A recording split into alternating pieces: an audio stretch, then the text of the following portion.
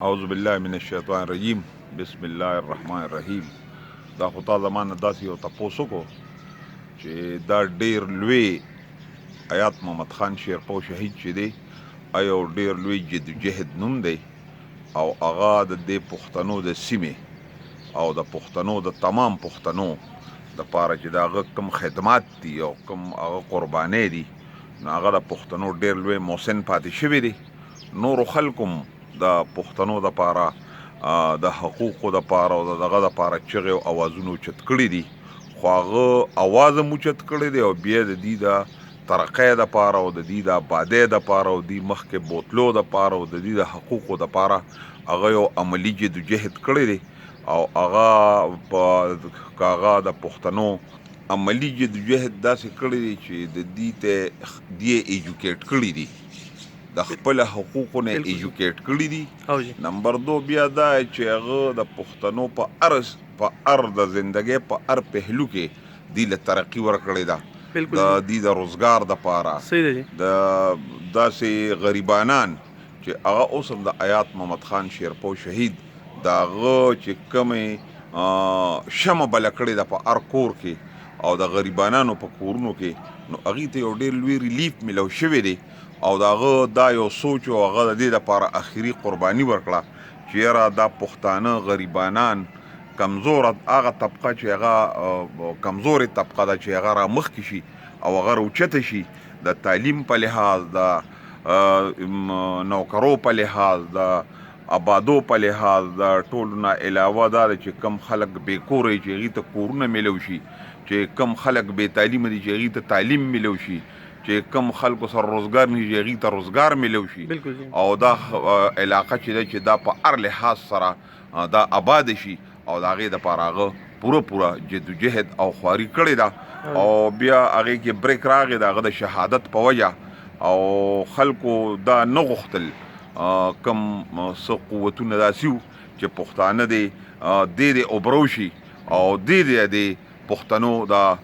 مشرۍ د عزت چې دا ده ته میلو شي، نو دې د مخې نه اخوا کو او چې اخوا شو خو هغه بیا د هغه میشن چې دی هغه مونږ ته پاتې دی او هغه بیا د هغه رور ملي رهبر جناب افتای احمد خان شیرپو چې دی هغه میشن اوس هغه مخ پړوان دی بوزي او انشاءالله هغه ورځ لرې نه ده چې دا پښتانه چې دي دا د ده په مشرۍ کې ځکه چې د ده اخلاص دی او دې دا غواړي چې دې پښتانه ایجوکیټ هم شي او د خپل حقوقو نه هم خبر شي او بیا دې ته هغه حقوق دې ته میلو شي، د هغې دپاره دې عملي کار کوي او بنیادي مقصد د پښتنو د آبادولو هغه دا دی چې یاره معاشي طور چې څو پورې مونږ مستحکم شوي نیو او معاشي طور پښتانه په خپلو خپو نی ولاړ نو هغه دغه چې کوم دی هغه مقام مونږ ته نشي ملاوېدی او که زمونږ مشر یو دغه کړی و هغه ټولو کې د هغه د ټولو نه اهم جدوجهد ده چې یاره دا فاټا علاقې چې دي دا د په کې پي کې کې ضم کړي شي، نو د هغې بنیادي مقصد ده چې یاره دا زمونږ آبادي د پښتنو زیاته شي، ځکه چې زمونږ آبادي زیاته ده نو د دې ملک چې کم وسایل دي هغه چې تقسیمیږي نو د آبادۍ په لحاظ سره تقسیمیږي، نو هغې کې هغه وخت کې چې چا مردم شماري کړی چې څومره آبادي ده هغې کې مغې څه جعلي آبادي هغې خولې لږې خولې ده ټولې ډېره کمه خولې که صحیح طریقه باندې دا مردم شماري شي او زمونږ آبادي زیاته شي نو مونږ ته به وسایل زیات میلو شي، هغسې نوکرۍ به زیاتې میلو شي، مختلف قسم وسایل دي چې هغه د پښتنو حق کېږي نو هغه به میلو شي، نو د هغه بنیادي مقصد ده چې وسایل زیات میلو شي نو زمونږ سیمه به آباده به شي او ودانه به شي. نو انشاءالله دا میشن چې دی دا به مونږ مخکې بوځو، په دې کې زمونږ مشر او مونږ ټول